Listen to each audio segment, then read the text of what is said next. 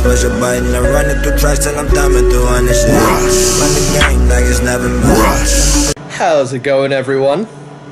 Clearly it's good for me. Pre-show. Enzo and Cass versus the Club. For some reason I didn't put this on our predictions video. Somebody told me that it wasn't on the card, or I read that it wasn't on the card or something. For some reason it wasn't there.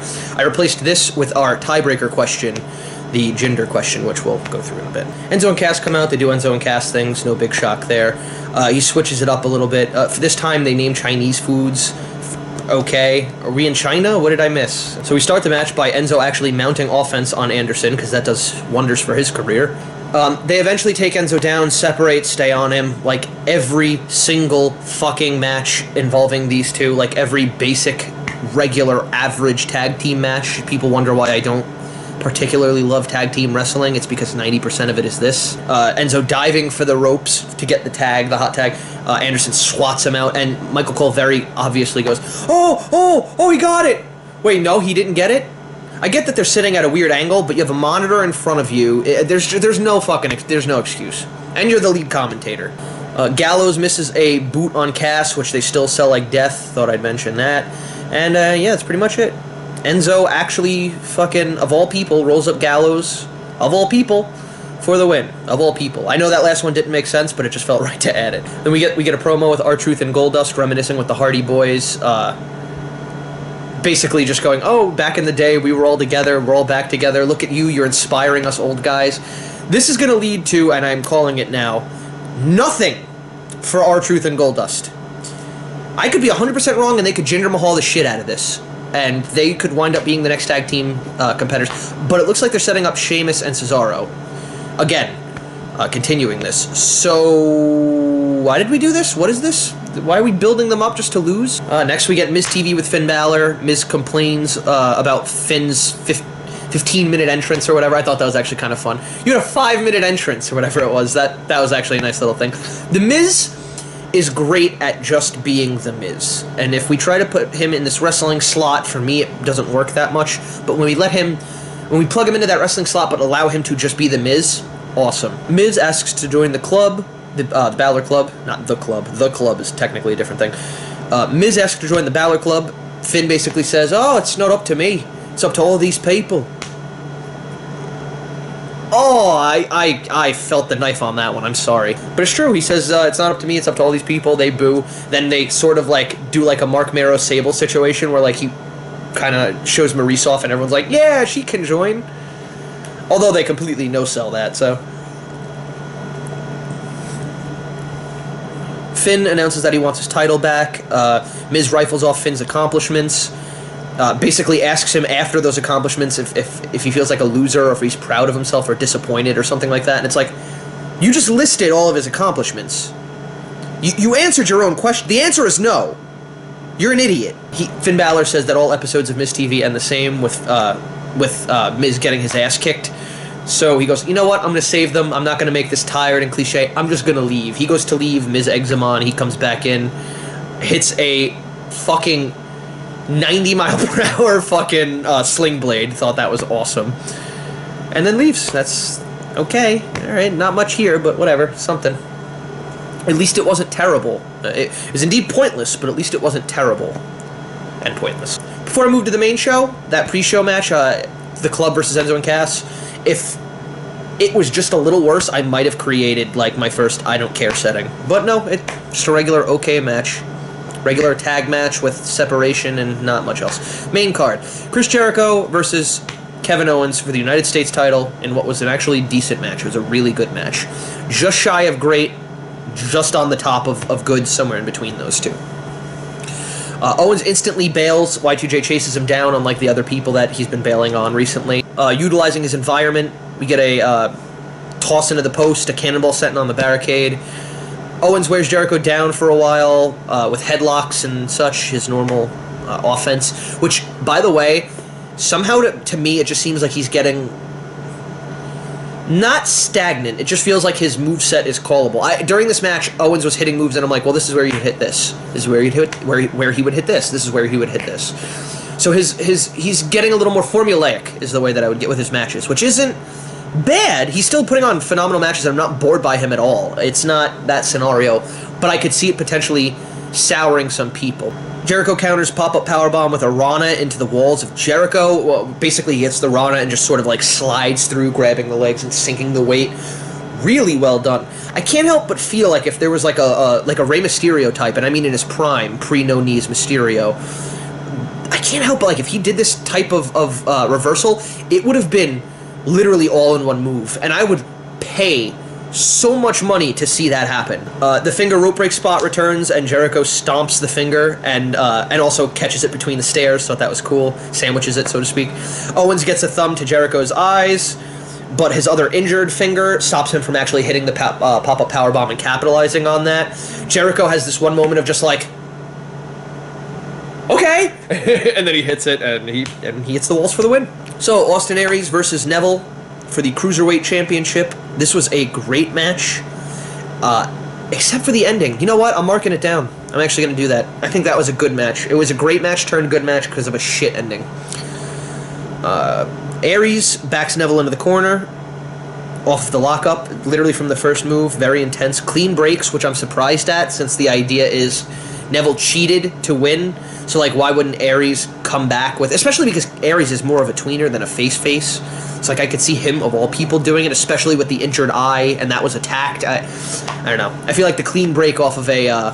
it's just a little weird for me. We get a crossbody to the outside by Aries. Later on, he goes for a 450. Neville counters. Missile drop kick by Neville after he lazily taunts to the crowd a few times. And by that, I don't mean he's, like sauntering over, just, like, slow and meandering. I just mean, like, he's literally just, like, hey, I don't have to care about the match. Hey, I'm being lazy towards the match. Hey, and he literally just kept doing it to get the crowd more against him. Seesaw rope neck breaker, if you know what I mean. It's like the rope drape DDT where you pull them through, but it's the opposite, so you're facing upward, and then neck breaker onto the ropes and you bounce up. It looks so brutal. Mainly just because like it's like that Bane image of just you over the ropes. Get some nice suicide dive action from Austin Aries. Thought that was a nice combo. He hit those back to back. Sunset flip powerbomb transition into a last chancery. That was really nice. Neville tosses the ref mid-submission. He's about to tap, but instead he grabs the ref by the shirt and tosses him over them. Literally over them. Like fucking Mark Henry status. Jesus. Then again, Neville's a fucking giant ball of muscle. And he gets DQ'd, which is still a win for Austin Aries, so technically we get points there, everybody. Yay!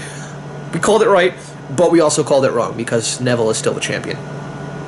I said in my predictions, I had a feeling that Perkins was going to be the deciding factor. I was wrong. I guess they're doing it this way. That would have made more sense, wouldn't it? Next match, Cesaro and Sheamus versus the Hardy Boys in a tag title, well, for the tag titles. I thought this was a really great match. I actually really liked this, barring Sheamus kicking the teeth out of Jeff Hardy's mouth.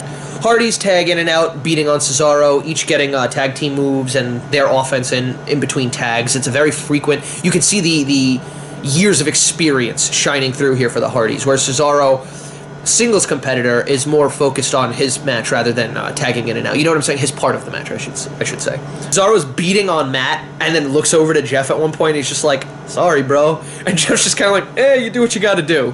Loved that. I fucking loved that. And I think it was during an uppercut, too, so it's even funnier. It's just like, kill my brother, but whatever.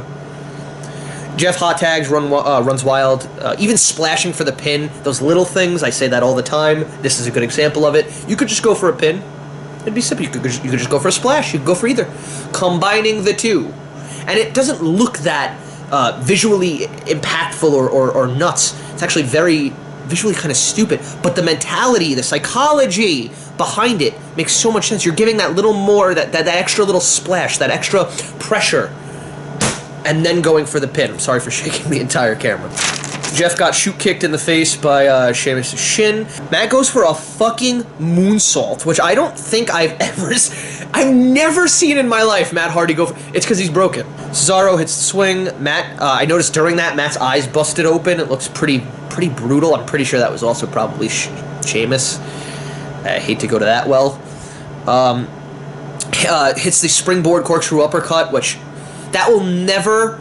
There are moves that have, like, for example, the DDT. It played itself out to a point where everybody's using it now, and it just doesn't seem that... There is no way, shape, or form to have that feeling with this move. Matt takes an avalanche white noise from Sheamus, which is just on paper. If you were to tell me that, I was like, yeah, Matt's not taking that. And when I was watching it, I'm like, yeah, no, he's not going to take it. He took that.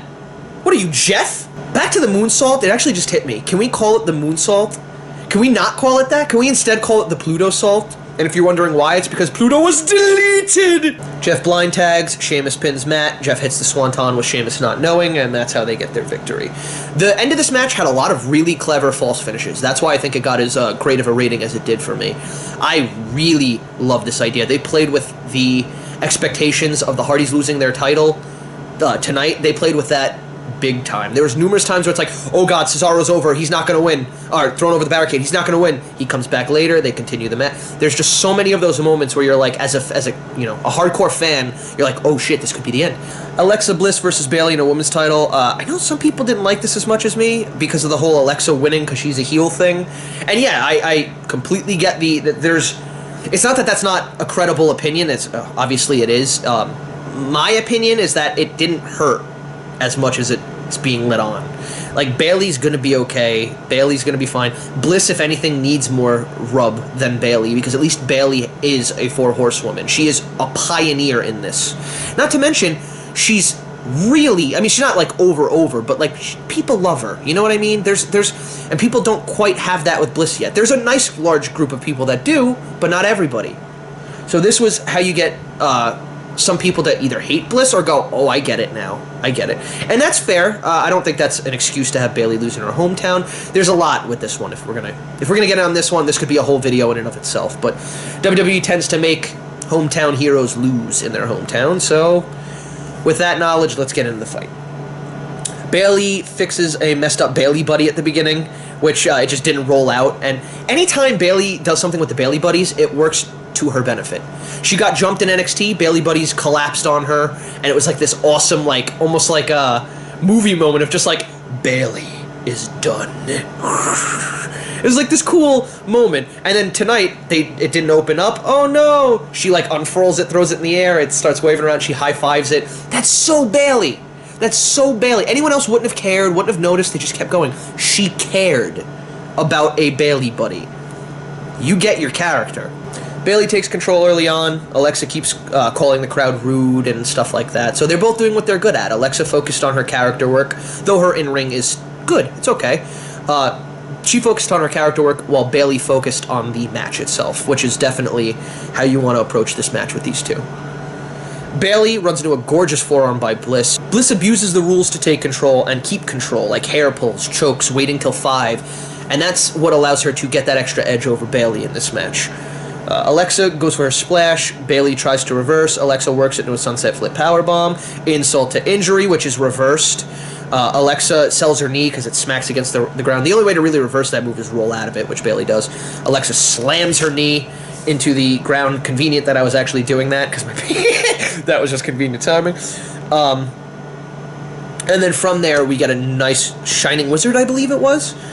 Bayley reverses the second sunset flip powerbomb attempt into a pin, which Bliss kicks out, which results in Bayley going face first into the pole because they were really close to the ropes. And I like this spot. People are complaining, well, Alexa didn't do it on purpose. That's not the only way to be a heel. In my opinion, I think that's kind of garbage. Look at Edge. Look at Edge.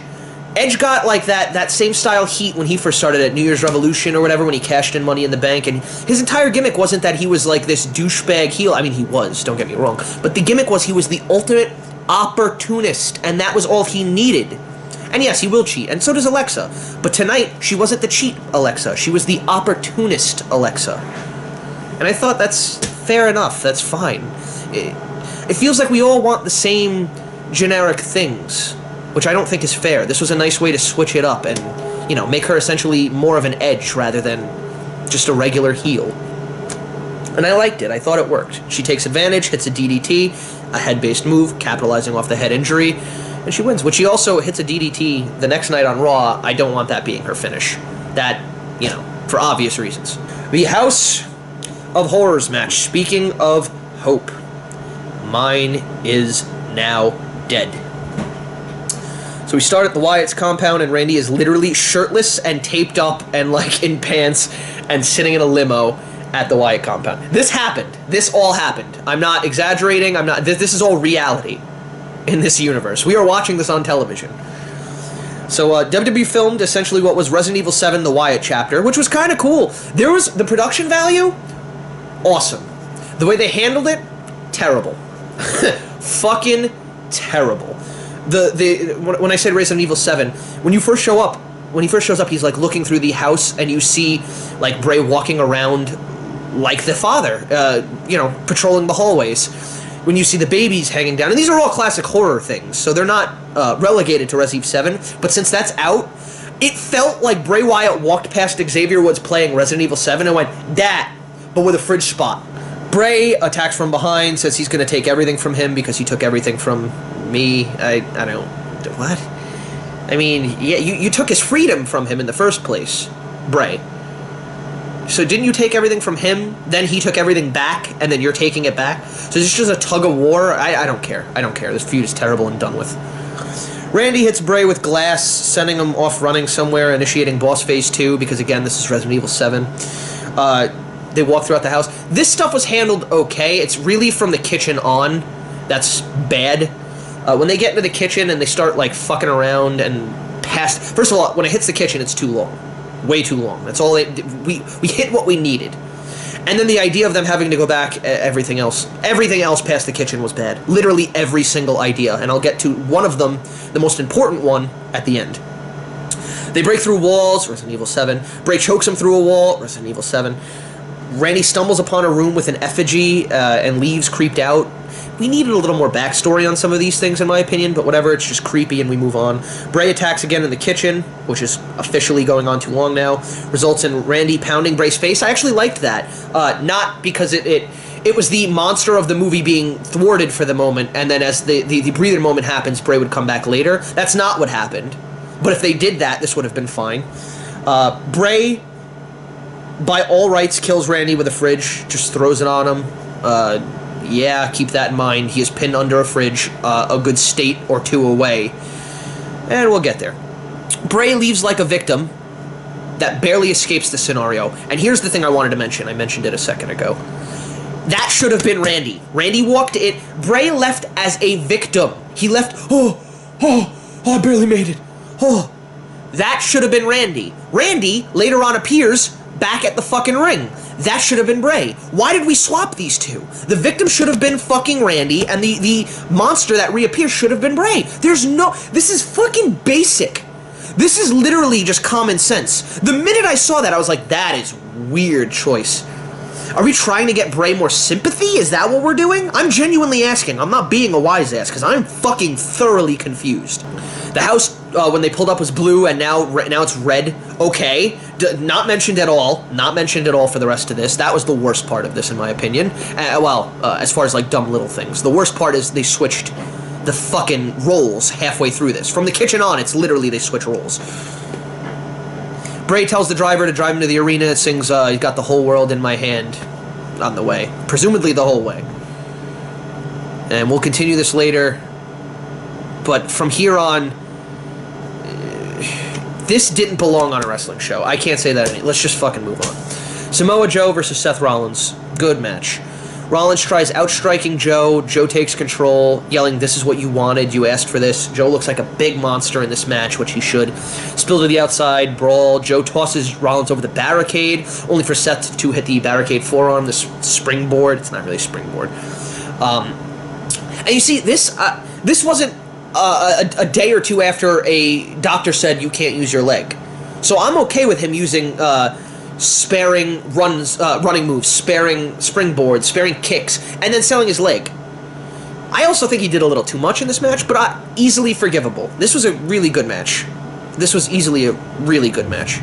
Joe every now and then worked the leg, hitting a nice senton to it. Tried to do it a few times. Obviously more stuff, but that's a big one that stands to me. Rollins hits two suicide. Oh, look at that. It must be Triple H. I guess Samoa Joe's career is dead. He's calling to bury it.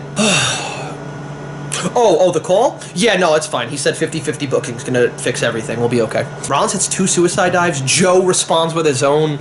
I don't care. That's another thing that'll never get old. Big guys doing non-big guy things. I love that. You see, like, Michael Elgin hit, like, a fucking suicide dive. It's just like, When you see Ray hit it, you're like, that makes sense. It's just, it's special. That's the best way to do it. It's special. Strikes, clotheslines, forearms. Joe wouldn't leave his feet. Great monster booking. Joe catches Seth mid-move, hits the kneecapper, which I really love, and a knee bar really quick. Joe, in this match, it almost seemed like he was forcing the psychology. They probably worked on it together, but the idea of Seth's half of the psychology was hit my moves, sell the leg a bit, hit my moves, sell the leg a bit. Joe, every now and then, just reinforced the idea of his leg is fucked, his leg is fucked, his leg is fucked. Rollins hits a blockbuster, sells his leg, because in kayfabe, he's a dumb fuck, and he continues to use these despite his leg. If he continues this, like, isn't this just essentially, like, is the story going to be, I can't walk anymore? Is he going to need to take, like, a kayfabe 2 months off for knee surgery? Like, where's this leading? Because he's still injuring it every night. That's the thing that I have a problem with now. It just actually came to my head. It's like, if every night you're doing all this offense and selling your leg, then it's not able to be getting better. There's no way ever for it to get better. Joe hits a powerbomb, transitions it into a half crab, transitions that into a cloverleaf, transition god. Buckle powerbomb attempt, not like the buckle bomb, but like a powerbomb out of the buckle. Seth hits a frog splash, but his leg selling cost him the pin on Joe. Thought that was some good psychology. Though it was a bit unnecessary. I don't think a false finish was needed here. You could have ended it with that, and it would have made a lot more sense. Since, you know, Seth was going to win anyway. Joe turns Rollins around with a gigantic clothesline, and I mean fucking around. It was a nasty one. Locks in the clutch. Rollins reverses 2 clutches during this match. They weren't back-to-back. Both reversed into pins. Thought this was cool. And then the second one gets the win because the first one was a good false finish. I don't think we needed the false finish, but if it's there, it was done well. No finish would have been better, in my opinion, if you were going to do this outcome. Limo pulls up with Bray in it. He stumbles towards the ring. This is entirely dumb. They pulled up in daylight and left in nighttime. There's like they were fucking like 2 or 3 states away, and this happened in 15 minutes during a match. Randy warped today, ladies and gentlemen, because Bray manages to get his lantern on the going through Gorilla. That was weird as fuck. Don't know why he even needed that, but he did that, and I even wrote he better use it. He doesn't, so it's literally just there for his entrance. He felt he needed it. Bray heads towards the ring. He gets in the ring. Lights come on, and Randy is already in the ring with a chair. Even the announcer, Corey Graves, goes, wait, what the fuck? Even the announcers question how dumb this was. Orton hits a draping DDT off the announcer's table. Actually a cool variant. Team Jinder India, attack Orton from behind. I don't know why I needed to clarify that. I think it was fucking fairly obvious, sorry. Belt shots, Sister Abigail win. Who cares? Moving on. Roman Reigns versus Braun Strowman, the main event. I thought this was a really great match. I'm gonna be 100% honest. Really cool video package, putting over both guys huge, no joke intended. Reigns unloads early, teases a dive? What the fuck was that? Yeah, he literally was like, in the ring, like that, are you ready? Are you ready? And then Braun like gets out of the way and it's like, oh.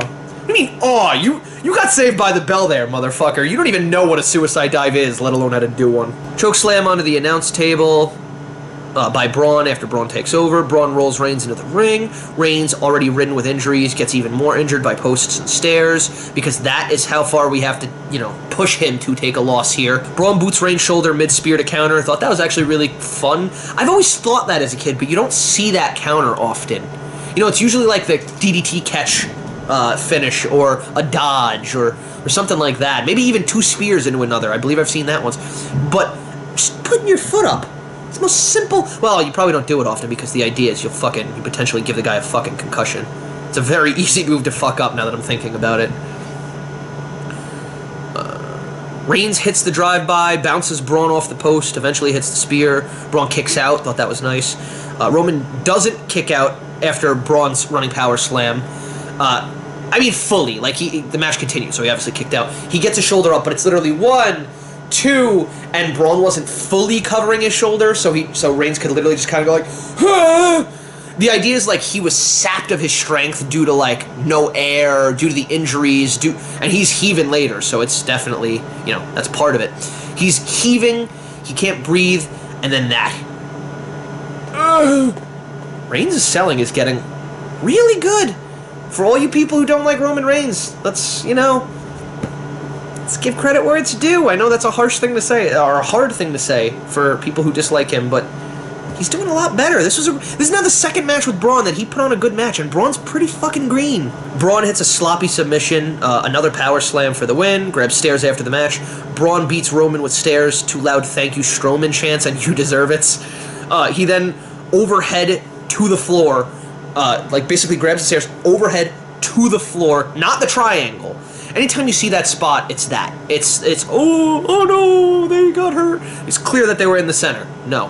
He fucking picked it up, flat side, straight down onto Reigns. Reigns was spitting up blood. Really nice visual. One of the rare times we got blood as a visual. Anyway, that's pretty much all I got for today. If you can, like and subscribe. If you can, the most important thing, if you're going to do one thing, comment. Just remember that friends and family are absolutely temporary, and that Bullet Club, well, Bullet Club, much like being a 2-time champion, it is indeed for life.